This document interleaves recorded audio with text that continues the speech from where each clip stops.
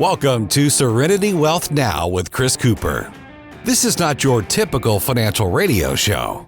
As a licensed CPA, insurance agent, and investment advisory representative, Chris coaches his clients on a holistic view of financial well-being with an objective of providing a complete financial strategy to fund life's goals. Chris is here to guide you down the path to the financial serenity you deserve. Now, here's Chris Cooper. All right, folks, good morning. I told you January was going to go really, really fast. And here it is. We are kicking off the month of February, and we're going to kick off the month of February with a very important conversation that it's so important. And unfortunately, people do not like to have this conversation. All right. We talk about lots of things in this office. We talk about not paying taxes because, no one likes paying taxes. We're willing to have those conversations. We're also willing to even talk about conversations involving our own death or the death of our spouse, because we all know we're going to die. But no one likes to talk about losing control, incapacitation. It's our least favorite topic. We're going to talk a little bit today about long-term care planning, the importance of it, and how it does not have to involve going away, taking your loved one away. So in studio joining me, we've got Shelby with Angels on Duty. How are you, Shelby? I'm doing well, Chris. Thanks for having me. Thank you so much for coming. So when I talk about long-term care, and people do not understand this, but we're always worried about the financial side of it, of course, and we'll get into that a little bit, I'm sure. But when you just ask a very simple question, where do I want to receive care? In your home. In your home. It's the number one answer is in your home. And people always assume, well, I don't think I can stay at home. Mom can't stay at home or whatever, right? What does that look like? And there are options available. And it's really what you guys specialize in. Yes, absolutely. In-home care is our bread and butter. Yeah. Angels on Duty is your one-stop shop. If we can't help you, then we will point you in that right direction. But boy, do I hope we can help you. Yeah. So talk to us a little bit. And you guys have a really unique background. So how did Angels on Duty get started? Let's just start at the very beginning. Great question. So Angels on Duty is the lifeblood of my family, basically. So we are locally owned and operated, family operated. That's pretty important too. Yeah, absolutely. Yeah. Because, it's the family that you're talking with that is going to provide that care in home. So it's important for us to have our family with us too. Absolutely. So Angels on Duty started as a random thought, actually. Whenever I was quite young, because it is a family-owned business, my granny came to live with us. She had early on dementia and Alzheimer's and needed some help. Sure. Well, she lived in South Carolina at the time, so we decided let's bring her home to Missouri and let's do this. Let's take care of her 24/7. Well, Wow. My mother's a nurse. She's been a nurse for over 40 years. She owns the company. She's our case manager, our head RN, our head angel, as we call her. So she brought Granny in and said, I can do this. I can handle it, all of it. And we found out pretty quickly that, unfortunately, she couldn't handle it all with her it's a full-time lot, job. right? I mean, you're asking, and this is a caregiver that does this for a living, that has license and is a professional, and it takes a toll, right? Right, and raise 3 kids and work a full-time job and take care of Granny. Yeah, Let's go it ahead doesn't and try work all the same, of that. does it? Yeah. So we did have to bring in some extra help. We found a wonderful local caregiver who was able to work nights. And in that first evening, we had, a restful evening and come down, meet Granny for breakfast, say, Granny, how was the evening last night? And in that rare, lucid moment, she says, I feel like I had an angel on duty. Wow. Yeah. And you know what? I've told people that story 18,000 times. It still gives me goosebumps every time. It's pretty cool. Yeah. So Angels on Duty was really formed right then and there. Yes, absolutely. Yeah. And we didn't actually start the company till about 10 years later. So it was just this little seedling of an idea that became something so wonderful and so needed at the time. We were one of the first companies in the O'Fallon area to offer this type of service. Sure. So knowing that Angels on Duty was something that was just so beneficial, we thought we have to run with it. Yeah. And in 2003, we opened our doors and Mom finally said, I have enough, huh? yes, exactly. Got to do She's this. like, we've got to get Well, you this have a going. great company name. I mean, it came to her right then and there, And right? that's normally So, the biggest hurdle is figuring out what's the best name we can I use. get it. Yeah. Yeah, it's a whole meeting in and of itself, Exactly. it really is. Because there's a lot of pressure with that, and it speaks volumes and it says so much, and what a great story because it came from your family. And dementia, Alzheimer's, that's, my grandmother passed away. She was Parkinson's. And so very tough, and just watching that is never easy. It's a So, difficult disease. it Well, they is. all are. Oh, I've never that's met true. a good disease, Yeah. but they're all difficult. in their way. Well, we're not going to try to find a No, good we're not. disease either, No. So, all right. So obviously people want to stay in home. So what does that look like? Because a lot of times people think, a lot of times with care needs, there are progressions, and people tend to hold those off until maybe it's to the point where we have to make a change, right? Because there's this last fall is the only, like, that's it. We're done. We're making this change. And by then you have less options. Right? Exactly. Everyone waits till it's too late. Yeah. It's definitely a situation that we face daily. But I would say that that's the benefit of Angels on Duty. Yeah. We are very flexible, and we understand that it's a moving target. It's not a one size fits all, and it's not that 1 hour is going to solve the problem either. Right. We do anywhere from 1 hour services to 24/7. And we will be flexible with you as often as we can be. That communication is key between our caregivers and our clients. We want to make sure that we know what is, what's to be expected whenever we're there in your home. And if the needs change, we like to adapt with that and Sure. change with you. So we always say, start off with that minimum. We even tell our patients, come up with a commitment calendar, figure out when can they be there? And then Yeah. where are those holes in that schedule? Wherever those holes are, that's where you want Angels on Duty. Yeah. And so once we have that kind of mapped out, then the rest just kind of follow suit again with that communication to just make sure that as the disease progresses, as if there is a fall risk, if it does become more severe, then you know who to call. Right. It's all that one-stop shop again. Yeah. Angels on Duty. We reach out. We have someone available 24/7 to answer those calls and meet those needs should they arise, so that we're prepared either way. Yeah. Well, and people do want to stay at home as long as possible, but that doesn't necessarily mean you have to do this alone. And this is not something where, I think a lot of times the angels you guys have aren't just doing, this is not like a medication type of a situation, right? You guys are providing camaraderie, Absolutely. having some fun at the same time. Yes. It has to be someone who matches with our mission. And, Yeah. we always say it's nice to be important, but it's more important to be nice. And so whenever we're bringing someone on, we're making sure that it is not only a qualified caregiver, someone with the skills and with this experience. Sure. And we base that off of personal or professional experience. Once you've cared for a person, you kind of get the gist of the situation, Right. and that you are needed whenever you're there. And so whenever we're choosing our caregivers to come in and meet that in-home need, we want to make sure that it's a quality person that you're going to trust and start to build a rapport with. Yeah. And that's really important to us. So we try to be specific and find quality caregivers so that you're not having to shop around or having to question who's there whenever you can't be. Right. All right. So if we think about where we want to receive care, if we need it, Mhm. most people do say home, right? So the next question a lot of people will ask is, well, gosh, how can I afford it? Right. And that's a harder question. And when we think about the financial side of that, you guys do, obviously you have to, you provide a service. There is financial, means necessary.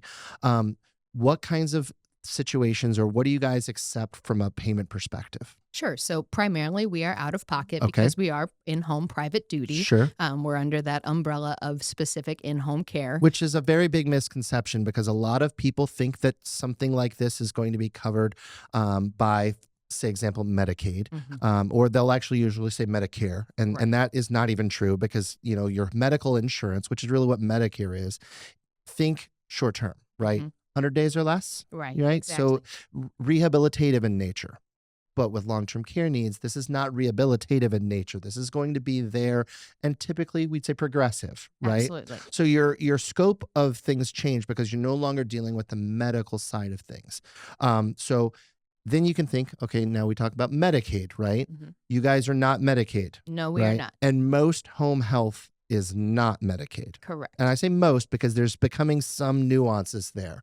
Um, but I will tell you, and one of the things that hits home with me is there's a difference between quality and quantity. And I think you guys truly do value quality. Absolutely. As I've said before, and I'll say it again, we don't want to be the biggest. We just want to be the best. And Yeah. that comes first and foremost from our hiring. We need Sure. to make sure those caregivers, because they are the ones doing the work. I can tell you all day what we do, but they're the ones that are actually going to get it done. So Yeah. I want a quality caregiver so that you can have that trustworthy person.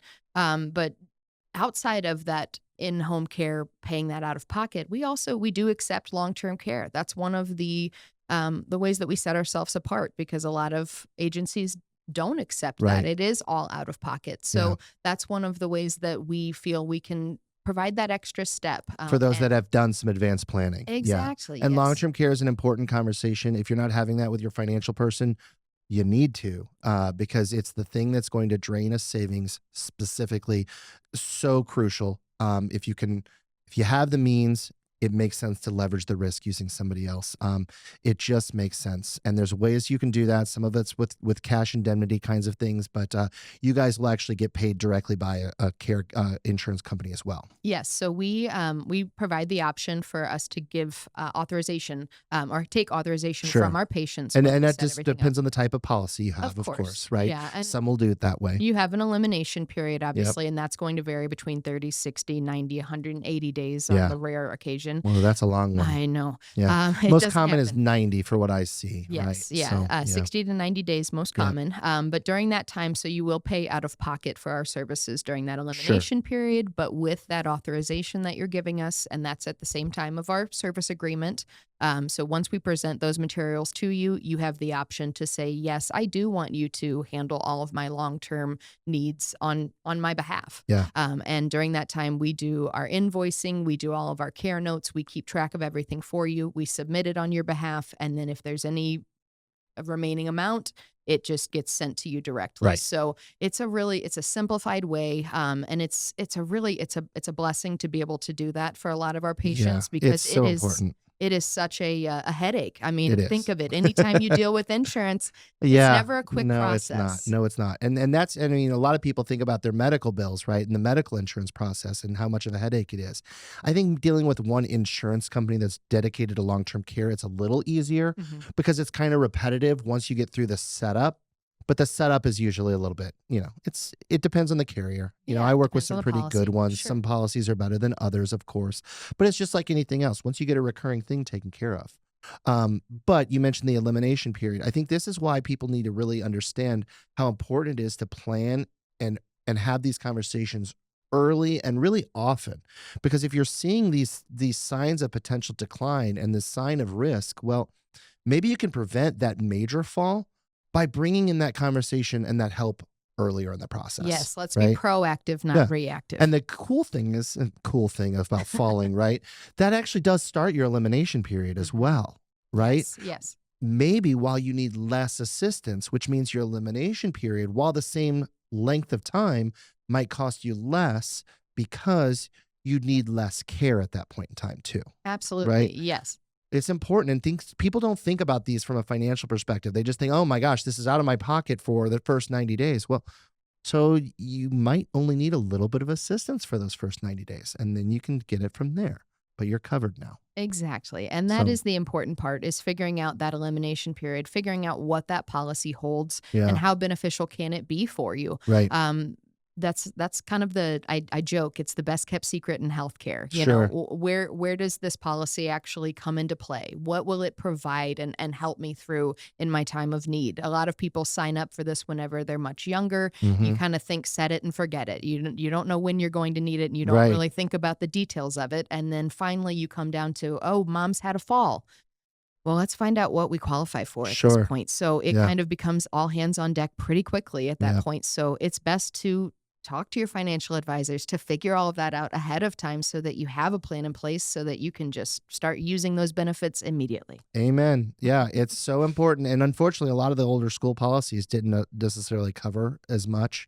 And they were kind of stair-stepped in nature, got more expensive over time. And one of the things that we've spent a little bit of time talking about with other situations that we've encountered, the duration of the policy is a little bit of a challenge too. Have you experienced a lot of that where policies are no longer paying benefits because you just you didn't plan for a long enough duration of coverage? A lot more recently than we've seen in the past Yeah. couple of years. I'd say in the last 4 to 5 years, we've really seen an uptick in the longevity of our patients, meaning Sure. they are outliving their policies or they're coming very close to it. Mm-hmm. And that does scare a lot of people because Sure. then you think, gosh, I've paid into this, I've planned for this, and now I'm out of these benefits. Right. Now, what which have you is- seen? What's the typical duration on something like that you've seen? Well, a lot of times that cutoff is right at 100, and with Yeah. with Oh, age. yes, Yeah. age is the biggest issue right now. Like our median age for our patients has changed substantially in the last couple of years. We were dealing with early 80s. Now we're approaching 90 Wow. at this point. And That's awesome. It is. It's You know? it's a great time to be alive. Well, and it's the blessing and the curse, right? We are living longer lives in today's world. We have an aging population, of course. We're also living longer lives. That's the great thing about advancements in medical, right? But with that also comes the flip side of that token is we're also going to need some more assistance as we get older because our bodies in our minds do need a little bit just additional assistance as we get older. But it doesn't have to go straight into skilled care or memory care. There are things you can do as long as you're proactive to make sure you stay on top of it, right? Well, and let's not dismiss companionship. Oh yeah. That's a big factor as well. It's not just whenever mom or dad suffer a fall. It's really a situation of, maybe you've had a death in the family. Mm-hmm. Maybe there is a need to kind of temper that sting of loneliness and bring someone in to assist even for a couple of hours a day.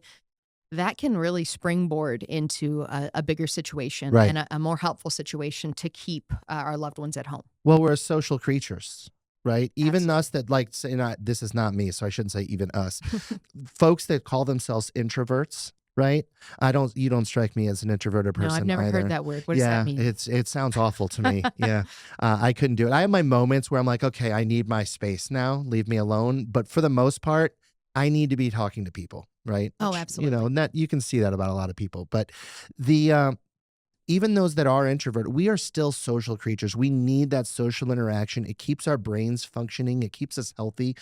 And even it keeps our bodies moving. It's a little bit easier to move around and be mobile if you have some socialization in with it as well. Well, think of it. I mean, you always want a wingman when you're out at a bar or Yeah. you're in any social situation. I mean, think of our caregivers as your wingman. There you go. That's right. It really opens up the doors to a lot of possibilities, not only in the providing of care, but also in the social aspect, as you mentioned. Yeah. It definitely creates an opportunity for that person to grow in a situation where maybe they were maybe I don't want to say dying out, but kind of getting to a point where they were becoming more stagnant. Yeah. So that's a good option. Now, in your levels of care, obviously, you've got folks that are full-on nurses that will come in and do all of the assistance necessary, even on a 24/7 basis, should someone choose that or need that, right? Absolutely, yes. Yeah. And at that point in time, is it almost like a living kind of situation? It is. A lot of times we would split it up into 12-hour shifts, obviously, Okay. just to give everyone a little bit of a break. Well, yeah, Yeah. absolutely. That makes sense. But yes, we do a live-in situation. We try to be as flexible as we can be. But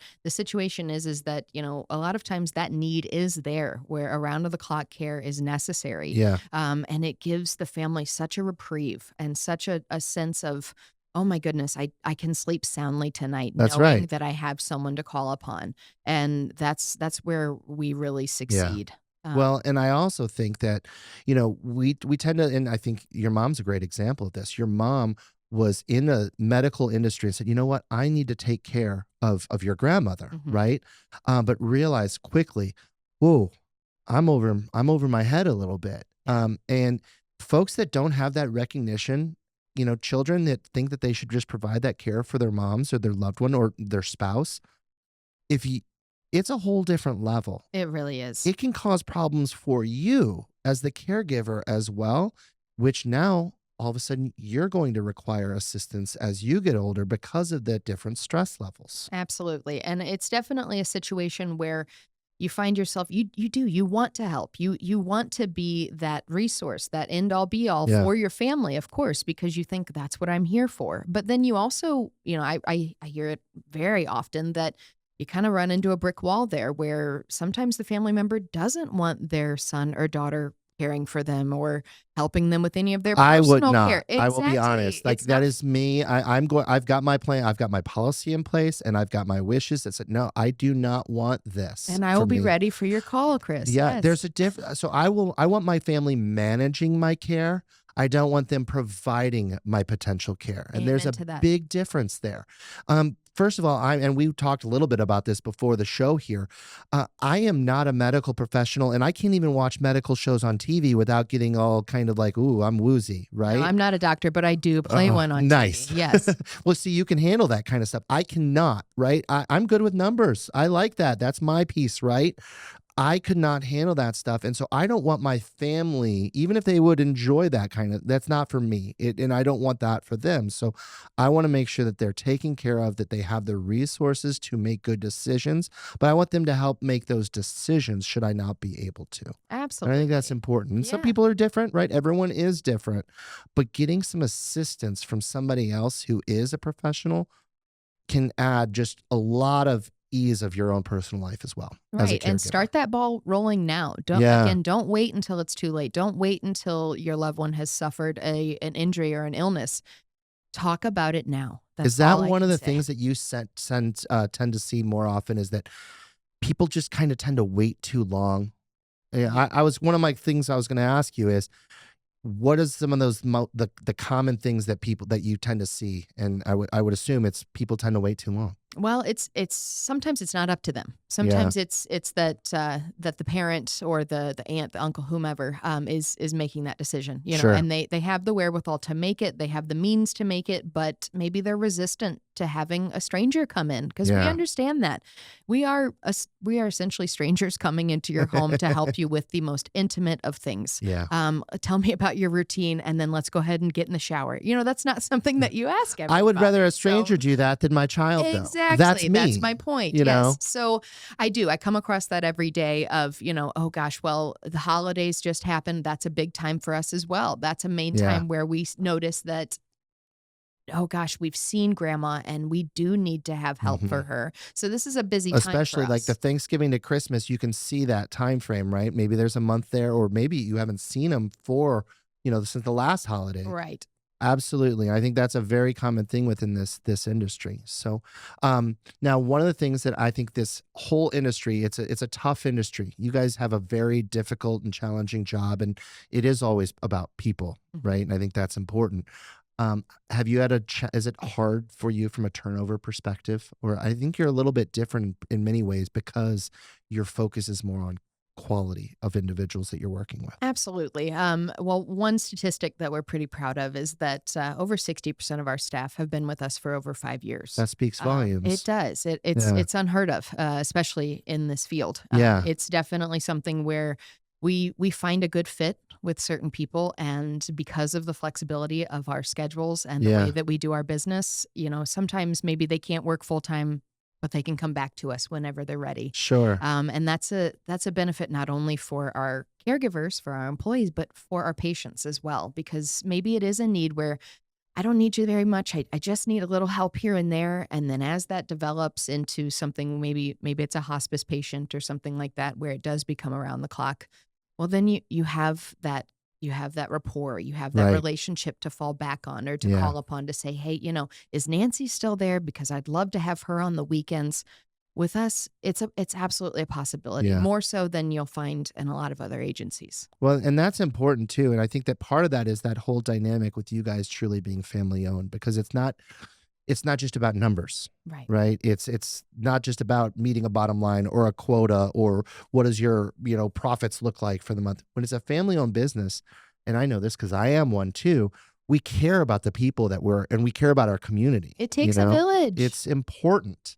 And we want to make sure we provide that great quality that our clients and our community deserves. First Absolutely. and foremost. That's key. Yes. So you can control that a little bit because you're responsible for your family, which includes your patients, your staff as well. Absolutely. And I think they see that pride too, I would assume. Gosh, I hope so. If not, I don't know what I'm doing. But Yeah. no, I definitely think that it's something that you can see it as soon as you walk into our office, which Yeah. again, we're located in O'Fallon, Yeah. right off of Main Street. So come by, say hi, come talk to us about options. But we just care.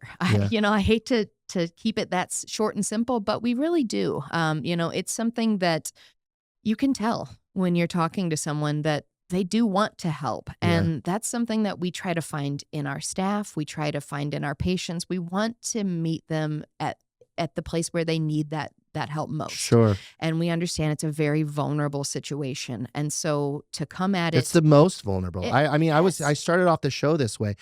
If you think about very important conversations, we are fine talking about our own death. Right. We are going to pass away. We all know it. And I always talk about tax risk. We want to everyone wants to eliminate their taxes, right? Do you like paying taxes? Not really. No one does, right? So we're happy to have that conversation proactively. The least favorite conversation I have with people is the inability to control our own outcomes. We want to have control. We want to have an understanding that we are in control of ourselves and that we can maybe, if we can't, we want our loved ones to be able to. That incapacity thing is so tough and it's so intimate because where we are or our loved ones are at their most vulnerable. Absolutely. And that comes down to, that first initial phone call when they call us and they say, hey, here's what's going on. Here's what happened recently, or we have suffered a fall, or we're a fall risk. There's so many dynamics, so many different things to pay attention to during that initial call. But the number one that I take away from it is just the emotion. Yeah. No one wants to sit and make that call. We understand that. I know that it's difficult. And how can I help you through that?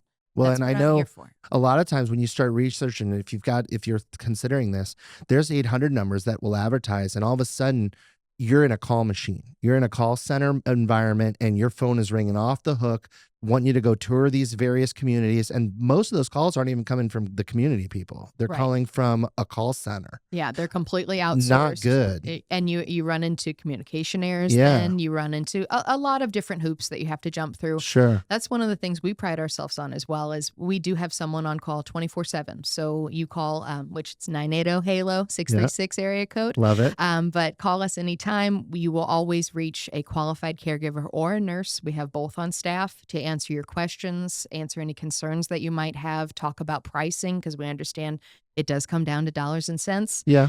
And just to make sure that everything in life does, by the way, Shelby, it's part of it. And I will say that that's kind of what it is. Everything at the end of the day comes around to financials at some way, right?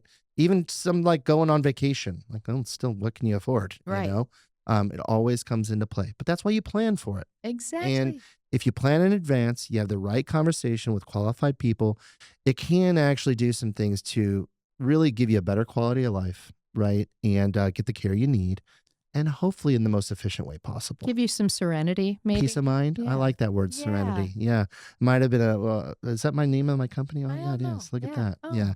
So it's important. And it's a conversation we don't like to have. But if you reach out to people that are experts in this area, that they do this on a day-to-day basis, it really does add some peace of mind.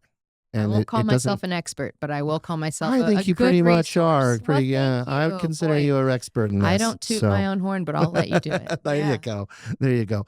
Well, this has been great. I think that people just need to understand, as a closing message here, folks, have the conversation.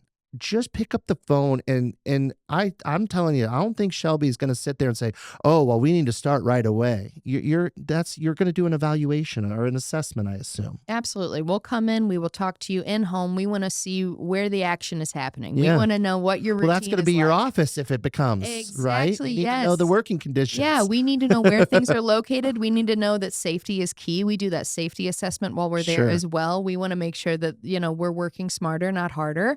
And after that evaluation, it's a pretty quick turnaround. Yeah. So we're ready whenever you are. I love that. And I think that we want to stay in home. We want our loved ones to stay at home as much as humanly possible, to the extent we can. And if we can't, then we need to think about those other options, of course. But I think a lot of people just think that your option has to be, oh, mom needs help. We need to go tour other communities. And maybe that is the answer.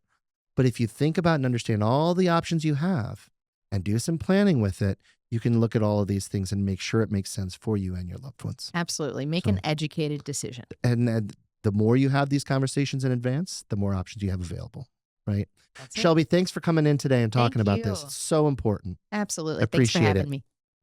Folks, long-term care planning is an important conversation to have. It is part of an estate planning process. It is part of a financial conversation and plan. You got to have these conversations. If you don't have them, someone's going to have them for you, and it's not going to be the plan you designed or, quite frankly, you deserve. So have these conversations. It's part of a holistic view and a holistic financial plan, and I hope you enjoyed the episode. This is a near and dear topic to my heart. I have this hard conversation all the time with people, and I try to make it as easy as possible.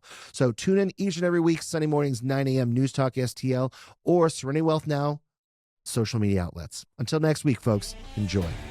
Serenity Now! This is Serenity Wealth Now with Chris Cooper. Request a free copy of Chris's latest book, The New Holistic Retirement, by visiting SerenityWealthNow.com. Investment advice offered through Fortis Capital Advisors, LLC.